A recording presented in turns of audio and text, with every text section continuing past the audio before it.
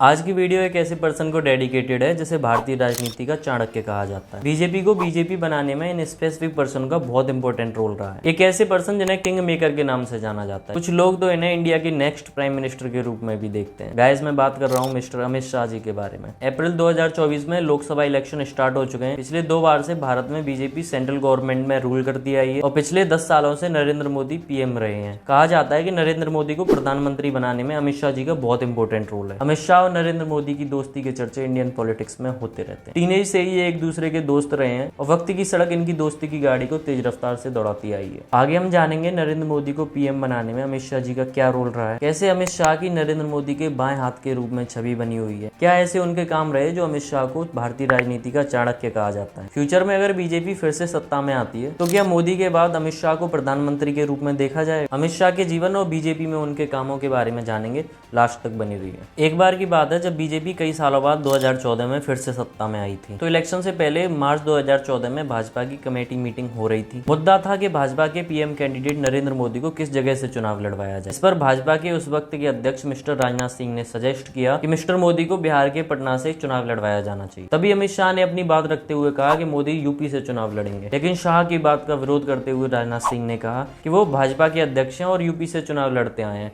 Mister Modi को कहीं और से चुनाव लड़वाया जाए। लेकिन अमित शाह ने राजनाथ सिंह की नहीं सुनी। क्योंकि अमित शाह बीजेपी के इंपॉर्टेंट मेंबर है तो उनके बार बार कहने पर राजनाथ सिंह को अमित शाह की बात माननी पड़ी। नरेंद्र मोदी ने यूपी के वाराणसी से चुनाव लड़ा और चुनाव के बाद क्या हुआ ये पूरा देश जानता है।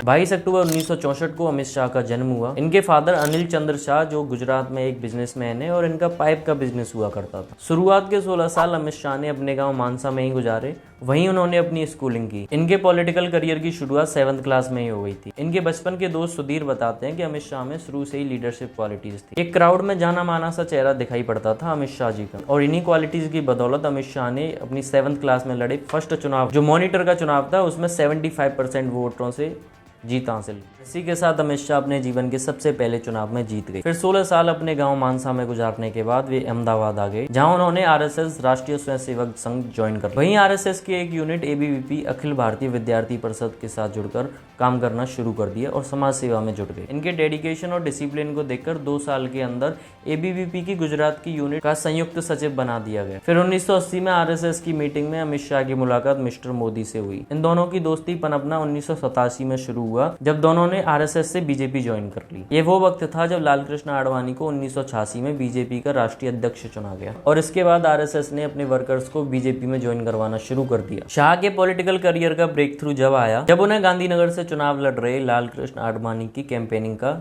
जिम्मा दिया गया। अब तक अमित शाह और नरेंद्र मोदी की दोस्ती काफी गहरी हो चुकी थी। ये दोनों बीजेपी में सबसे फेमस चेहरों के रूप में उभर रहे थे। 1995 में जब गुजरात में बीजेपी की सरकार बनी तो अमित शाह और नरेंद्र मोदी ने बहुत महत्वपूर्ण भूमिका निभाई। उस वक्त कांग्रेस की पकड़ गुजरात के रूरल एरिया में काफी मजबूत थी और इसी पकड़ को तोड़ने के लिए अमित शाह और नरेंद्र मोदी ने योजना बनाई। उन्होंने उन लोगों को बीजेपी में जोड़ना शुरू किया जो अपने अपने गाँव में प्रधान का चुनाव हार चुके थे। मतलब गाँव में मुखिया के बाद अपना सबसे ज्यादा प्रभाव रखते थे। ऐसे करीब 8000 लोगों को बीजेपी में जोड़ा गया और इनकी ये स्ट्रेटजी इस कदर रंग लाई कि गुजरात में हुए इलेक्शंस में बीजेपी की जीत हुई। इसके बाद सन 1995 में शंकर सिंह वाघेला के साथ नरेंद्र मोदी के मतभेद जारी रहे और नरेंद्र मोदी को पार्टी का नेशनल सेक्रेटरी बनाकर दिल्ली भेज दिया गया। साल 1997 वो साल था जब इंडियन पॉलिटिक्स में अमित शाह ने पहली बार चुनाव लड़ा।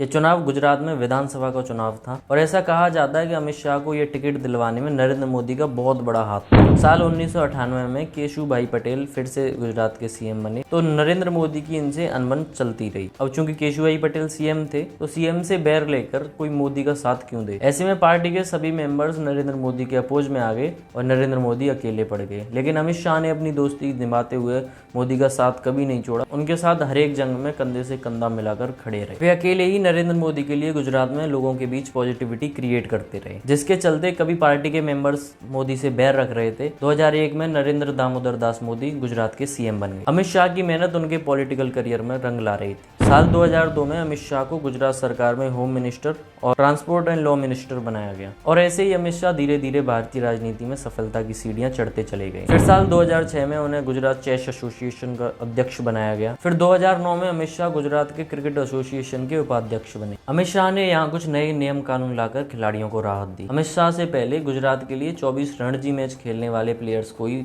पेंशन दी जाती थी, लेकिन अमित शाह ने एक नया रूल पास करवाया जिसके तहत अगर कोई भी खिलाड़ी गुजरात के लिए एक भी रणजी मैच खेल लेता है तो उसे ताउम्र पेंशन दी जाए। शाह के पॉलिटिकल करियर में मुश्किलें आनी शुरू हुई साल 2010 में, जब सीबीआई ने उन्हें 2005 में हुए सोहराबुद्दीन शेख एनकाउंटर केस में गिरफ्तार कर लिया और अमित शाह को 3 महीने तक जेल में रहना पड़ा। 3 महीने बाद उन्हें जमानत मिली और शर्त यह रखी गई कि 2 साल तक वे गुजरात नहीं जाएंगे। लेकिन अमित शाह का नेटवर्क तो शुरू से ही बड़ा और पावरफुल था। वे दिल्ली में रहकर ही पार्टी के बड़े नेताओं के साथ कनेक्शन बनाते रहे। फिर साल 2014 आई और इसमें लोकसभा इलेक्शन थे। पिछले 2 बार से बीजेपी लगातार हारती आई थी, लेकिन अमित शाह बीजेपी की हार का इस बार कोई चांस नहीं लेना चाहते। वे एक ऐसे कैंडिडेट को प्रधानमंत्री के रूप में खड़ा करना चाहते थे जिसकी आम लोगों के बीच छवि मजबूत बनी हो।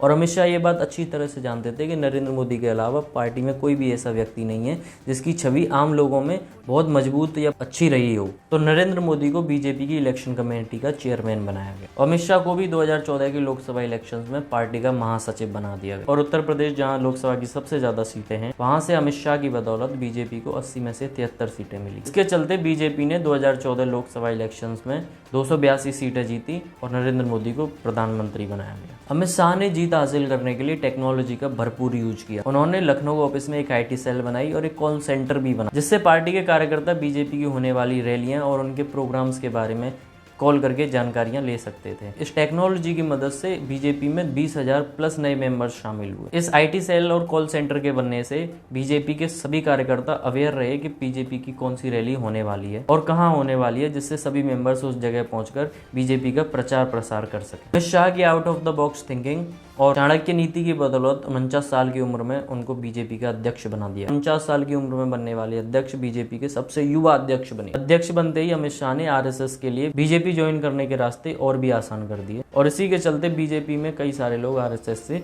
ज्वाइन कर गए और इसी के साथ आरएसएस और बीजेपी का तालमेल अच्छा बना रहा। हम आज भी देखते हैं जब बीजेपी इंपॉर्टेंट डिसीजन ले रही होती है तो उसमें कहीं ना कहीं आरएसएस के मेंबर्स का भी शामिल होना देखा जाता है। बीजेपी की मीटिंग्स में आरएसएस के बड़े बड़े मेंबर्स ज्वाइन करते हैं और प्रॉपर सजेशन प्रोवाइड करते हैं। अमित शाह कभी भी बड़े फैसले लेने से पीछे नहीं हटे, जिसकी मिसाल देखने को मिलती है हरियाणा और महाराष्ट्र के विधानसभा चुनावों में। वहां महाराष्ट्र की शिवसेना और हरियाणा की हरियाणा जनहित कांग्रेस से अलग होकर चुनाव लड़ने का फैसला लिया और दोनों राज्यों में सेपरेटली बीजेपी की सरकार पहली बार बनी और इसके बाद तो अमित शाह और नरेंद्र मोदी की जोड़ी पूरे देश में शोर मचाने लगी। फिर 2016 में अमित शाह को सुप्रीम कोर्ट ने सोहराबुद्दीन शेख एनकाउंटर केस से फ्री कर दिया। फिर साल 2017 में अमित शाह को यूपी विधानसभा चुनावों की जिम्मेदारी दी गई और रिजल्ट तो मानो हर कोई पहले से जानता हो। बीजेपी ने उस चुनाव में उत्तर प्रदेश में 403 में से 312 सीट हासिल करके इतिहास रच दिया और यूपी में बीजेपी की सरकार बनी और मुख्यमंत्री योगी आदित्यनाथ को बनाया। अमित शाह के नेतृत्व में 2014 के बाद बीजेपी धीरे धीरे करके सभी राज्यों में अपनी